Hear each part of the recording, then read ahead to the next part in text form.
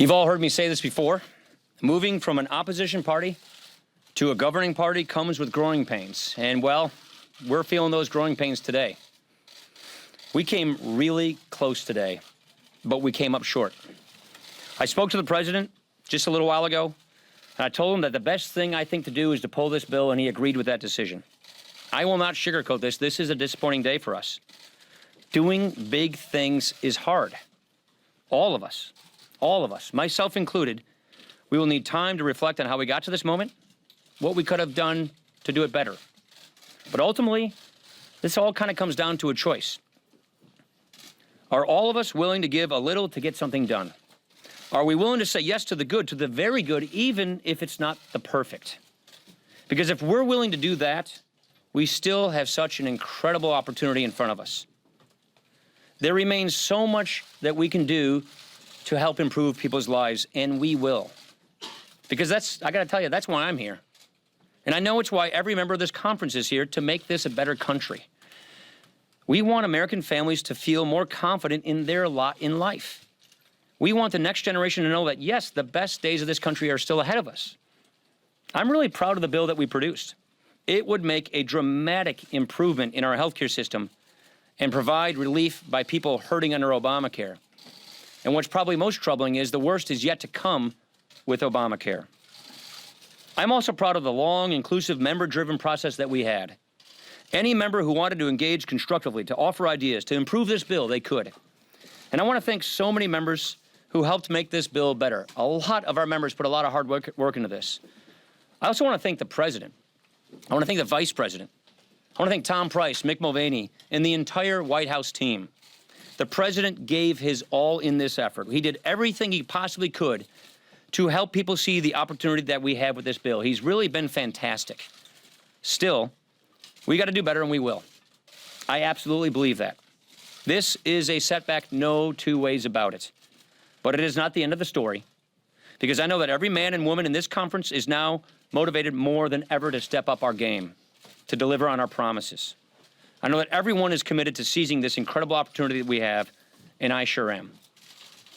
There are two questions on health care. One is, talk about real people. Now you've got a law in the books, the Affordable Care Act, that you guys don't like, the White House doesn't like, but it's going to be the law for the foreseeable future. Do you plan to try to help it along and prop it up, or do you plan to just let it wither? Yeah, that's the problem. I worry. The question is we kind of prop it along and try and prop it up.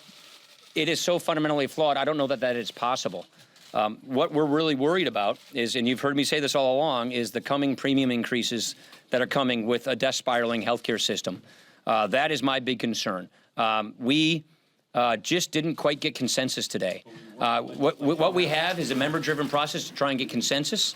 We came very close, but we did not get that consensus. That's why I thought the wise thing to do is not proceed with a vote, but to pull the bill and see what we can do. But I don't think the law, as it is fashioned or anything close to it, is really going to be able to survive. Will you work on legislation now to try to fill in the gap? We'll see. We're going to go back and figure out what the next steps Speaker? are. Yeah. Can you explain if it is the conservatives of the Freedom Caucus who effectively drove out your predecessor, John Boehner, are they responsible for the defeat here today? Well, I don't want to cast blame. There is a block of no votes that we had that is why this didn't pass. They were a sufficient number of votes that prevented it from passing, and they didn't change their votes. We were close.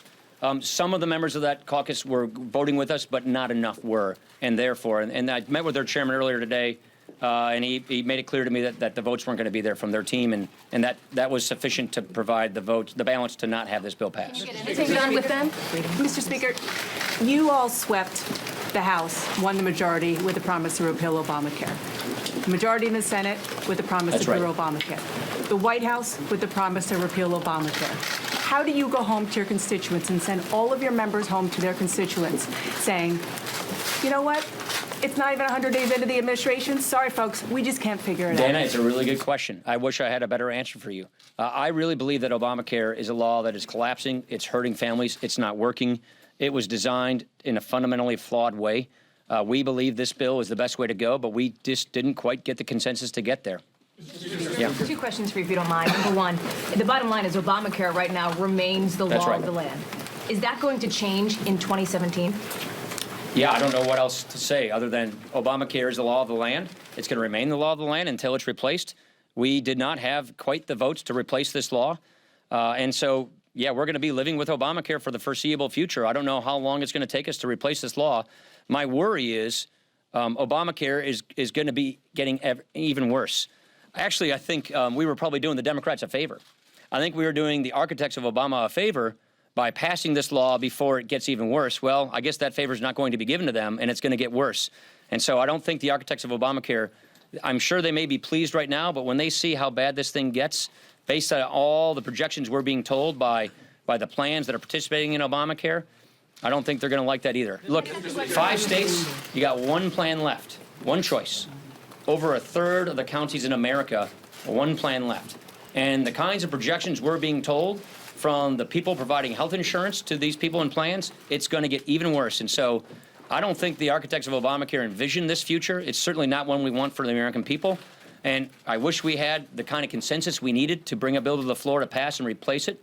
But we just don't have that right now. Question, Mr. Speaker, if you don't mind. What about Chair. thank you. What about the political capital that was burned today? You have to keep the government open in about 5 weeks. The debt ceiling, you still want to do tax reform. I know you say that this part was integral to getting to that part. How much capital did you burn on this today, and how does that potentially injure those other bills? I think our members know we did everything we could to get consensus. This is how governing works when you're in the majority. We need to get 216 people to agree with each other to write legislation. Not 210, not 215. We need 216 people in the House to agree with each other on how to write a piece of legislation. We didn't have 216 people. We were close, but we did not have 216 people. And that's how legislating works. And so now we're going to move on with the rest of our agenda because we have big, ambitious plans to improve people's lives in this country. We want to secure the border. We want to rebuild our military. We want to get the deficit under control. We want infrastructure, and we want tax reform. To the last question you asked me about tax reform, Chad, yes, this does make tax reform more difficult, but it does not in any way make it impossible. We will proceed with tax reform. We will continue with tax reform. That's an issue I know quite a bit about. I used to run that committee. I spoke with the President, the Treasury Secretary, and his economic advisors earlier today about tax reform. So we are going to proceed with tax reform. This makes it clearly more difficult. You know how the numbers work. It's about $1 trillion. But that just means the Obamacare taxes stay with Obamacare. We're going to go fix the rest of the tax code. But you don't think what is passed is prologue here, that this portends bad things for the I other don't think months? so. I don't think this is prologue for other future things because members realize there are other parts of our agenda that people have even more agreement on what to achieve. We have even more agreement on the need and the nature of tax reform, on funding the government, on rebuilding the military, on securing the border. This issue had a big difference of opinion, not whether we should repeal and replace Obamacare, but just how we should replace it. And that is the growing pains of governing. We were a 10-year opposition party where being against things was easy to do. You just had to be against it. And now, in 3 months' time, we try to go to a governing party where we actually have to get 216 people to agree with each other on how we do things. And we weren't just quite there today. We will get there, but we weren't there today. Yeah. Hi, Anna Ederson from Bloomberg. I was wondering if you're going to move ahead with phase 2 and 3, HHS phase 2 and here with phase 3 legislation. And also, if you can just talk about how the conference is feeling right now. The conference is let down. The conference is disappointed. The conference, we were on the cusp of fulfilling a promise that we made. We were on the cusp of achieving an ambition that we've all had for 7 years, and we came a little short. We were close, but not quite there. On your other issues, this bill would have made what we call phase 2 much, much better. Nevertheless, I think there are some things that the Secretary of HHS can do to try and sort of stabilize things, but really we needed this bill to make it better. For instance, risk pools. We believe the smarter way to help people with pre-existing conditions get affordable coverage while bringing down the healthcare costs for everybody else is through reinsurance risk or risk-sharing pools, which this bill supplied for the states. That's not now going to happen, and therefore he won't be able to deploy that policy tool that we think is better than Obamacare. So we do lose a lot of the tools we wanted to help improve people's lives and bring down healthcare costs in this country. Thank you very much. Do you still have confidence in the whip, Steve Scalise? Yes.